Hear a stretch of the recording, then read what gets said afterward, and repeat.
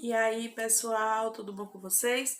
Então, né, gente, a gente agora vai começar, né, o nosso conteúdo do segundo bimestre e vamos dar continuidade dentro desse conteúdo, não é?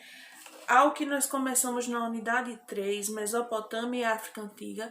Nas nossas últimas aulas, né, nós vimos falando sobre a Mesopotâmia, todas as características de sua formação, como surgiu, aonde surgiu. E agora nós vamos falar sobre a África Antiga. Então, como sempre eu aviso a vocês, peguem um livro didático, peguem um caderno, anotem todas as informações, certo? Ao longo da minha explicação, eu vou falando também para vocês a respeito da atividade que vocês vão ter que realizar agora, certo? Com esse conteúdo. Então, olha só, pessoal, nós vimos lá nos nossos últimos conteúdos, lá no comecinho, quando nós começamos a falar sobre o surgimento dos primeiros seres humanos, que os seres humanos, né, ele tem o berço, tivemos, né, o berço, nossos ancestrais, na África, há milhões e milhões de anos atrás, certo? Então, assim, a África também foi o berço do desenvolvimento de grandiosas civilizações. Muitas vezes nós não estudamos muito a respeito da África, né, que é algo muito errado, porque a África ela é um continente enorme e muitas vezes fica parecendo pra gente, na nossa fala do cotidiano, que a África é um país, mas na verdade não é, né? Acho que vocês sabem disso, que a África, na verdade, é um continente onde tem, né, diversos países com diversas culturas, diversas diversidades, certo? Culturais na região, no continente africano. Então, olha só, aí na página 70 do livro didático de vocês, capítulo 6, nós hoje na nossa aula nós vamos falar sobre o Egito, certo? E a importância do Nilo. Vocês lembram que na nossa última aula, que uma das nossas últimas aulas, né, na verdade, sobre a Mesopotâmia, eu falei justamente com vocês sobre essa questão das civilizações que nós chamamos, né, sociedades fluviais, que são aquelas que têm a formação no entorno dos rios. Então, pronto. Então, também falando do Egito, né, temos aí o Rio Nilo e nós vamos falar hoje nessa nossa aula justamente sobre a importância do Rio Nilo, certo? Para o Egito, para a formação dessa sociedade. Então, pessoal, nós temos aqui, né, um mapa aí na página do livro de vocês, vocês puderem ir me acompanhando. Aqui nós temos, não é, o Baixo Egito e o Alto Egito. Então, os primeiros grupos humanos, né, chegaram aqui a essa região, onde se formou, né, o que hoje nós conhecemos como o atual Egito, no que se chama aqui de Vale do Nilo. Então, toda essa extensão aqui, certo? É o Rio Nilo. Eles chegaram mais ou menos a cerca de 7.000 anos. Então, essa população que viveu nessa região aqui se dedicou basicamente à agricultura, certo? Ao longo desses primeiros anos de ocupação, até se desenvolver as primeiras comunidades, que foram chamadas, né, de nomos, e os chefes desses nomos, eles eram chamados de nomarcas, certo? Então, é bem curioso se nós pararmos para pensar como se deu toda essa formação aqui, não é? No Vale do Rio Nilo, a importância do Nilo para essa sociedade, para o Egito, tá bom? Então, eu vou falar agora para vocês sobre a importância do Rio Nilo, certo? Para o desenvolvimento dessas primeiras civilizações, né? Então, né, gente, naquele último conteúdo que nós estudamos sobre a Mesopotâmia, nós vimos como o Rio Tigre e o Rio Eufrates, eles foram extremamente importantes para o desenvolvimento, né, daquelas civilizações dos povos que viveram ali naquela região. Então, o Rio Nilo, ele também apresentou importância semelhante para esse desenvolvimento, certo, dos povos que viveram ali ao entorno dele, essas sociedades do Egito, certo? Então, olha só, essas sociedades que começaram, que se formaram ali, vocês podem acompanhar aí na página 70, certo? O livro didático de vocês, onde fala o seguinte, né? Que no Egito Antigo, o Rio Nilo teve um papel semelhante, pois a ocupação das áreas ao redor dele garantiu aos nomos, lembram que eram os líderes, não é? A manutenção de quê? De água, de terreno fértil, de alimentação. Então, vocês lembram que eu falei para vocês que eram civilizações que viviam basicamente da agricultura? Então, né? Tem também a questão dos animais, né?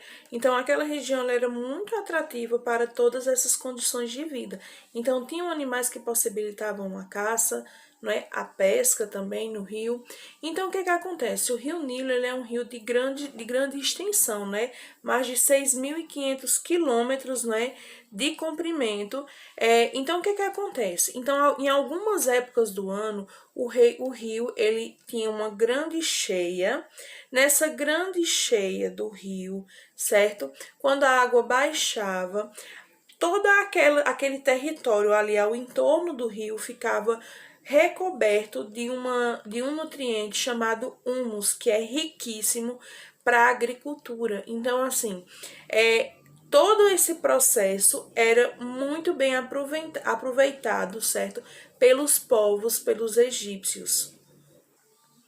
E essas cheias, para vocês terem uma noção, elas eram tão esperadas, né, entre o mês de agosto, mais ou menos meados de agosto, que quando ela acontecia, aconteciam festividades. É uma coisa interessante também de falar para vocês que os egípcios, né, eles eram politeístas, certo? Então, eles eram politeístas, então eles acreditavam em vários deuses. Inclusive, eles acreditavam, né, que existia um deus que era aquele que era responsável por todo a fartura, por toda a questão da cheia do rio, pela fertilidade, pelas águas. Então, cada desses elementos importantes para eles, eles associavam a um Deus. Só que isso, essa questão da religiosidade, nós vamos tratar em uma outra aula, tá bom? Nessa aula agora, nós vamos ficar falando mesmo sobre a importância do Rio Nilo para esses povos. Então, olha só, a agricultura ela era desenvolvida no Rio Nilo, né, às margens do Rio Nilo, justamente por essas condições tão favoráveis para ela. Então, quando a água do rio baixava, certo? Aquele território ele ficava amplamente fertilizado, o que fazia com que eles cultivassem e tivesse cada vez mais, não é, sucesso na agricultura.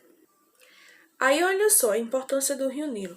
Ele não era só importante na questão da agricultura, ele era importante também para a navegação, ele fazia o transporte, então ele era uma região muito cobiçada, certo? Então toda a região do Rio Nilo, a gente vai ver também lá nas nossas próximas aulas essa divisão. Oxe, Gabriela, por quê? Alto Egito, Baixo Egito, a gente também vai começar a entender um pouco sobre isso, tá certo? Sobre essa divisão.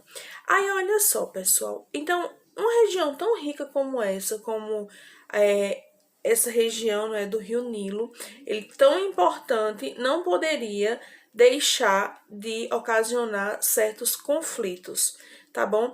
E esses conflitos vão ser justamente o que nós vamos falar agora a respeito para nossa atividade dessa semana, certo? Eu não vou me estender muito no conteúdo, porque eu quero focar com vocês essa questão da importância do Rio Nilo, certo? Para essas primeiras civilizações, como também atualmente, tá bom? Então, olha só, gente. Atualmente o Rio Nilo também é importante e ainda é importante, certo? Para os povos que vivem ao seu entorno. Só que existe uma questão muito interessante, que o Rio Nilo, existe uma divisão das águas do Rio Nilo para outros países também.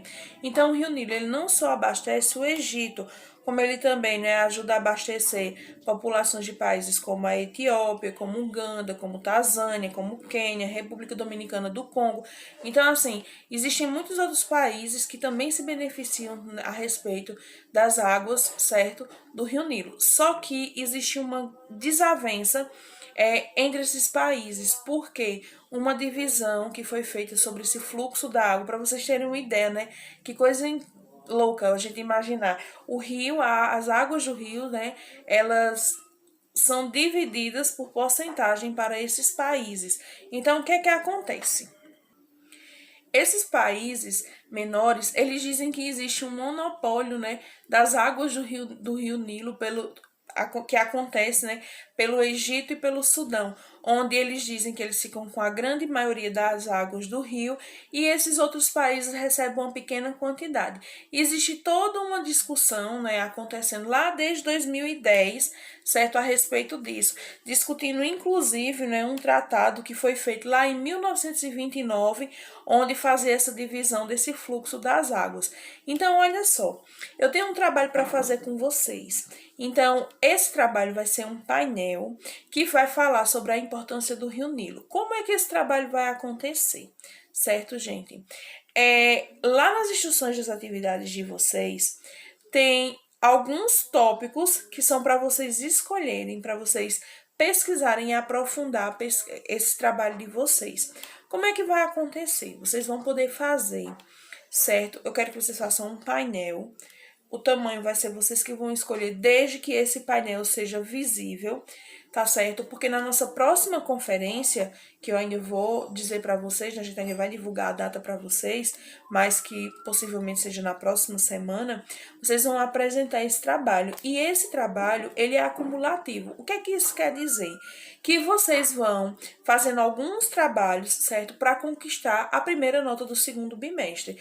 E esse trabalho do painel é uma dessas primeiras notas que vocês vão ter que realizar.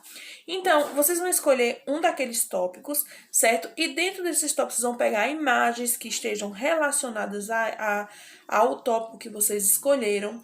Vocês vão pesquisar e aprofundar mais a respeito disso, para quando for na nossa videoconferência, nós possamos fazer uma discussão a respeito disso. A pontuação para essa atividade só vai ser válida para quem apresentar na nossa videoconferência, certo?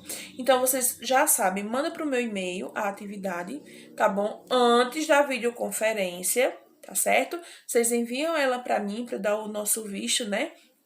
E aí, quando for na nossa videoconferência, nós vamos debater a respeito desse trabalho que vocês fizeram e vocês vão apresentar eles tanto para mim como para o restante da turma.